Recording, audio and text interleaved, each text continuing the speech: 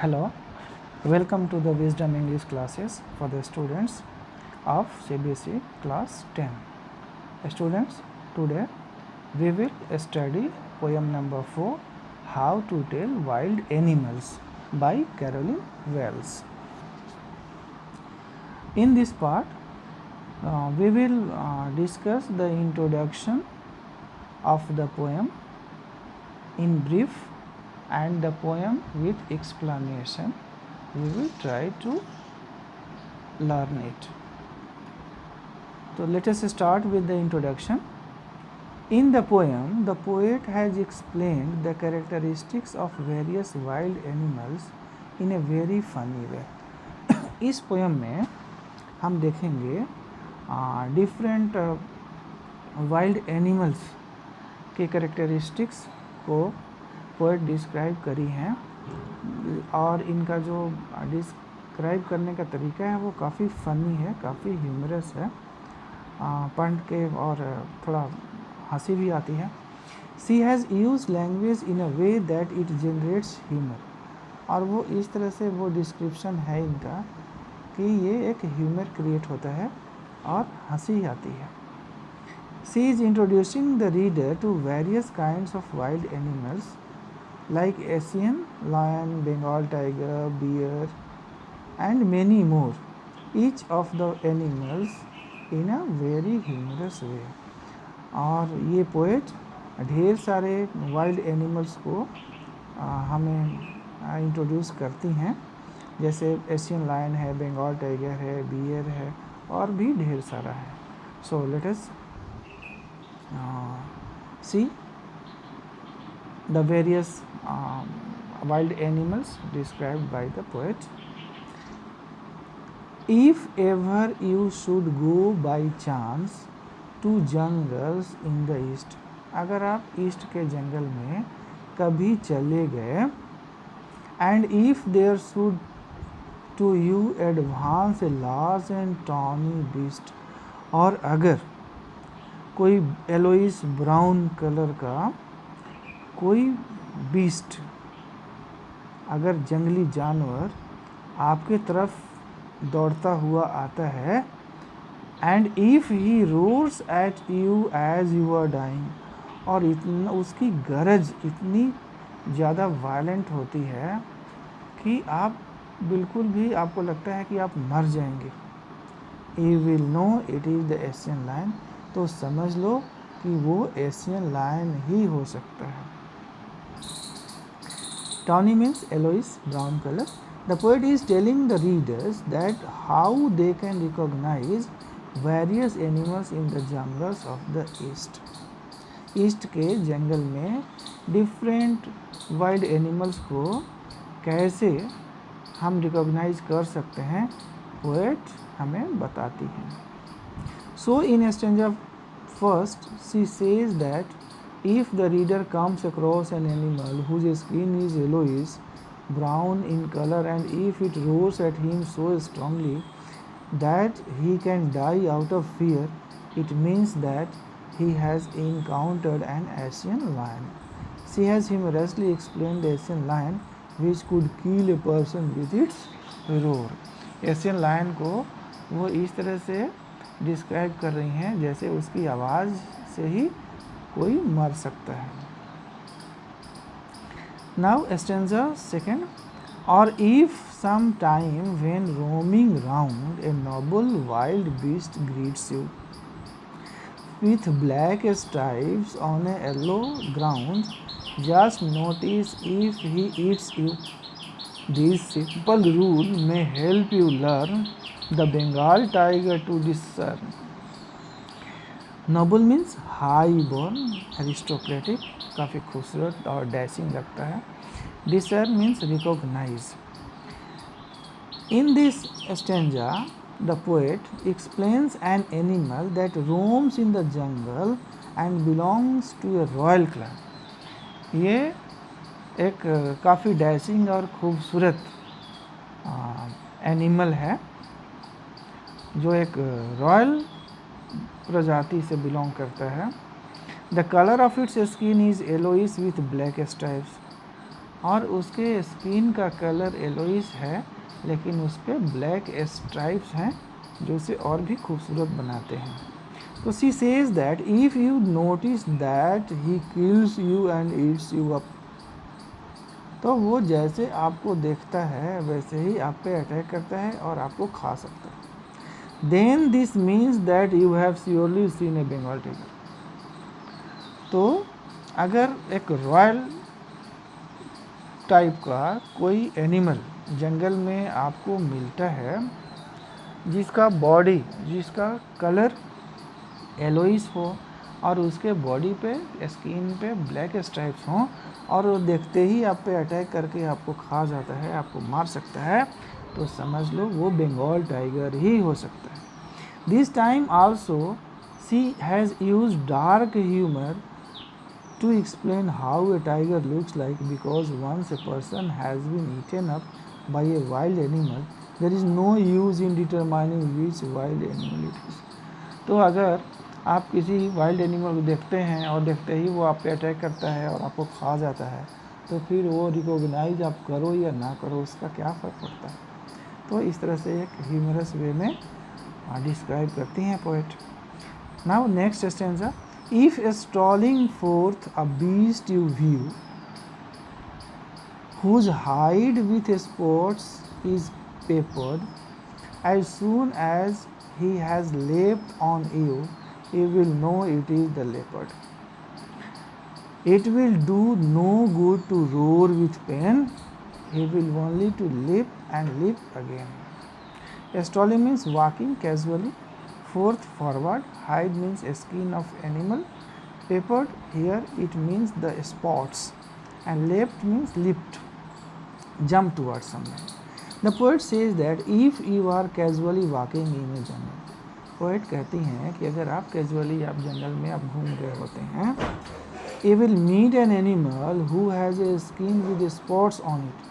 तो अगर आप ऐसे एनिमल को देखते हैं जिसके पूरे बॉडी पे एक स्पॉट्स है, डॉट डॉट डॉट डॉट, बड़ा बड़ा स्पॉट्स है जो उसको खूबसूरत भी बनाता है।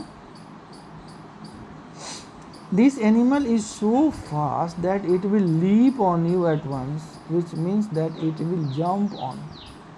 तो वो इतना ज़्यादा फास्ट है कि बस देखते ही वो आप पे छलांग मार सकता है। This jumping is an indication that it is none other than the leopard. और अगर ऐसे अनएक्सपेक्टेड जंप लगाते हुए अगर आप किसी एनिमल को देखते हैं तो आप समझ जाओ कि वो लेपर्ड ही हो सकता है। Moreover she adds that if you will cry out in pain. और पोएट आगे कहती हैं कि अगर आप चिल्लाते हैं दर्द से, it is not going to be of any use, कोई फ़ायदा नहीं है। ऐसा नहीं है कि वो आप पे अटैक करता है और आप चिल्लाने लगेंगे तो आपको वो छोड़ देगा। It will keep on jumping on you, वो बार बार आप पे जंप करेगा और आपको घायल करेगा, आपको खा जाएगा मार के।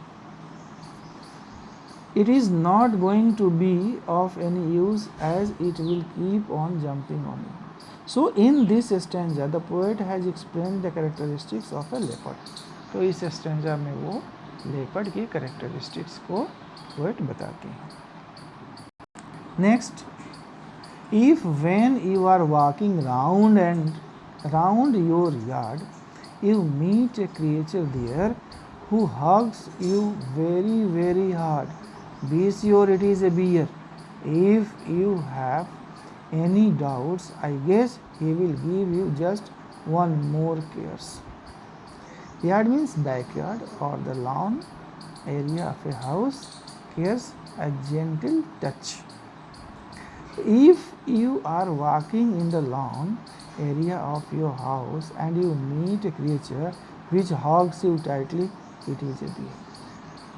और ये इस स्टेंजा में पोएट बताती हैं कि अगर आप अपने घर के लॉन में घूम रहे होते हैं और अगर कोई क्रिएचर, कोई एनिमल आता है और आपको बिल्कुल हार्ड हग देता है, एकदम टाइटली आपको अगर जकड़ लेता है, टाइट हग देता है, तो वो एक बियर ही हो सकता है। She further adds that if you are still in doubt regarding the animal, और वो पोएट कहती हैं अगर अभी भी उस एनिमल के बारे में अगर आपको डाउट है, the easiest way is that he will keep hugging and touching you very gently. वो आपको उसी तरह से जितना हार्ड वो आपको हग किया हुआ है और भी ज़्यादा टाइट होकर हग कर सकता है। This act of his will make you sure about it's identity.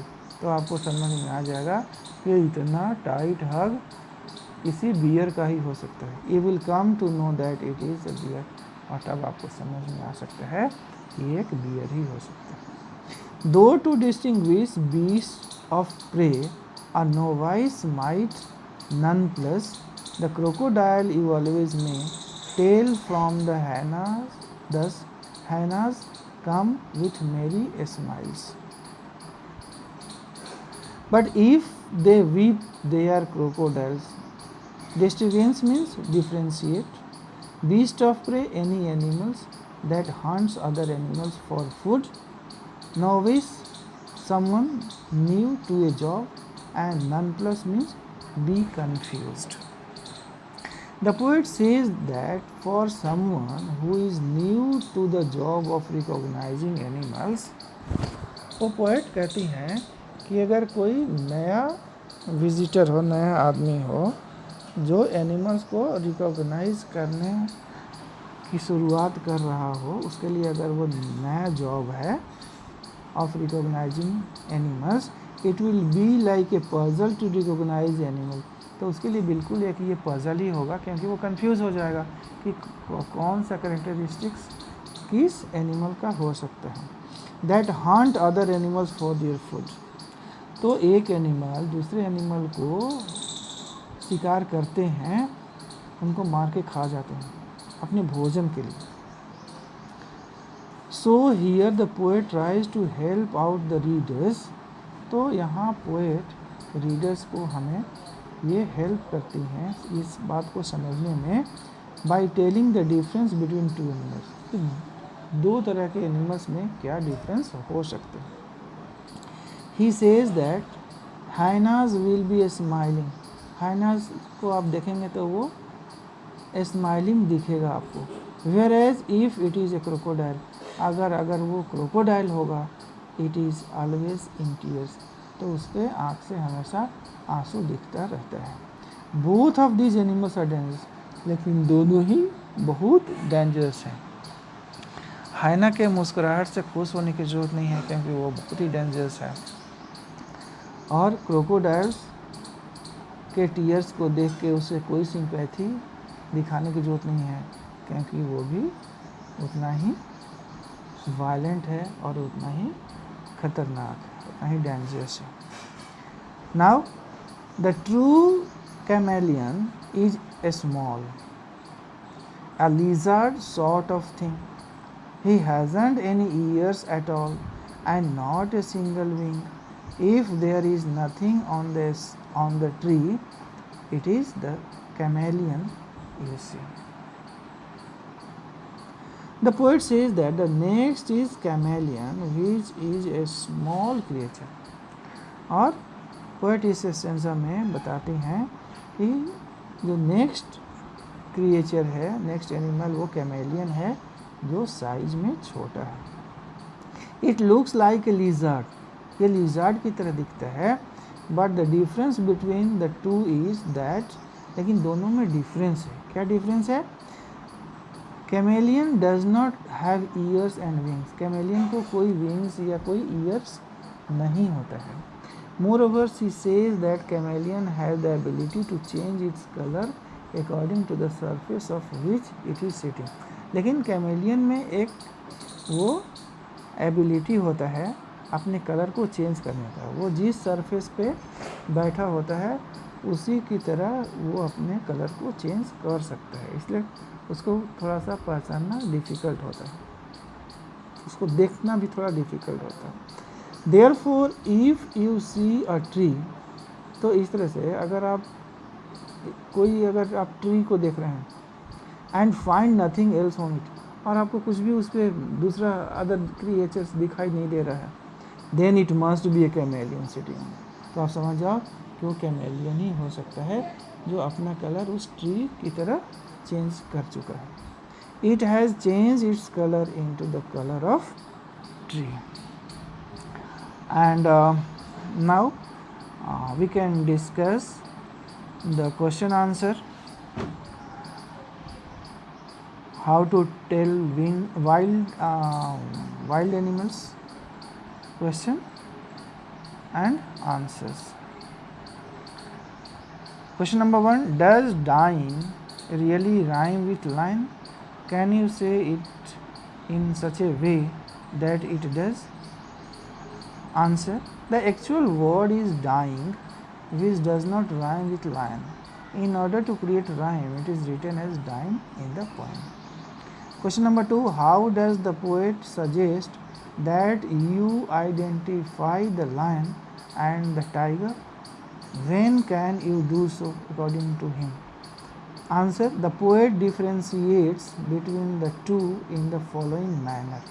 He says that if the beast is of yellow-brown color, that is tawny color, and it roars out so fiercely that you may die out of fear, then this is an Asian lion.